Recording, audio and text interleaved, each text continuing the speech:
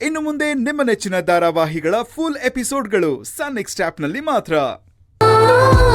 ನಾನು ಮತ್ತೆ ಊರ್ ಸುತ್ತಾಡ್ಕೊಂಡು ಕೂತಿದ್ರೆ ನನ್ನ ಕ್ಲೈಂಟ್ಸ್ಗೆಲ್ಲ ಬೇಜಾರಾಗಲ್ವಾ? ಸರಿ, ಹಾಗಾದ್ರೆ ನಾನು ಒಬ್ಳೆ ಹೋಗ್ಬಿಟ್ಟು ಬರ್ಲಾ? ಏನ್ ಹುಡುಗಾಟ ಆಡ್ತಿದ್ಯಾ ಸೇವಂತಿ? ನಿನ್ ಮನೆ ಬಿಟ್ಟು ಹೋಗಿ ನೀನ್ ಸತ್ತೇ ಹೋಗಿದ್ಯಾ ಅಂತ ನಾವೆಲ್ಲ ಅನ್ಕೊಂಡು ದೊಡ್ಡ ಅನಾಹುತಾನೇ ಆಗಿದೆ. ಈ ಟೈಮಲ್ಲಿ ನೀನೊಬ್ಬಳನ್ನೇ ನಾನು ಕಳ್ಸಕ್ಕಾಗತ್ತಾ? ಒಂದ್ ವೇಳೆ ನಾನ್ ಕಳ್ಸಿದ್ರು ಮನೆಯವರೆಲ್ಲ ನನ್ನ ಸುಮ್ಮನೆ ಬಿಡ್ತಾರಾ? ಗೌರಿ ಮಡ್ಲಿಗೆ ಗಜಾನನ ಬಂದ ಹಾಗೆ ನಿನ್ ಮಡ್ಲಿಗೂ ಮಗು ಬರುತ್ತೆ.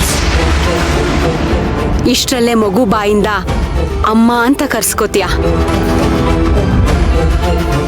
ಅರ್ಜುನ್ ವಂಶದ ಕುಡಿಗೆ ನಿನ್ ತಾಯಿ ಆಗ್ತೀಯ.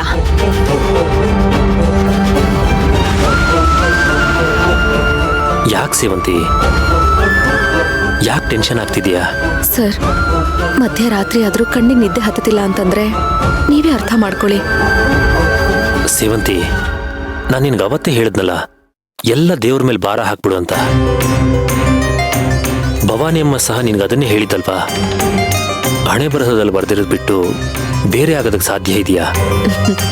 ಆದ್ರೆ ಅದನ್ನ ಹೇಳೋದು ಸುಲಭ. ಒಂದೇ ಒಂದ್ಸಲ ನನ್ನ ಜಾಗದಲ್ಲಿ ನಿಂತ್ಕೊಂಡು ಯೋಚನೆ ಮಾಡಿ, ಆಗ ನಿಮ್ಗೆ ಅರ್ಥ ಆಗುತ್ತೆ. ನಾನು ನಿನ್ನ ಜಾಗದಲ್ಲಿ ನಿಂತು ಯೋಚನೆ ಮಾಡಲ್ಲ ಅಂತ ನಿನಗನ್ಸತ್ತಾ? ಹಾಗೇನಿಲ್ಲ ಸರ್, ಆದ್ರೂ ಮತ್ತ್ಯಾಕೆ ನೀನು ಟೆನ್ಷನ್ ಮಾಡ್ಕೊಂಡು ನನಗೂ ಟೆನ್ಷನ್ ಕೊಡ್ತೀಯಾ? ಸರ್, ನನ್ನಿಂದ ನಿಮ್ಗೆ ಹಿಂಸೆ ಆಗ್ತಿದ್ಯಾ?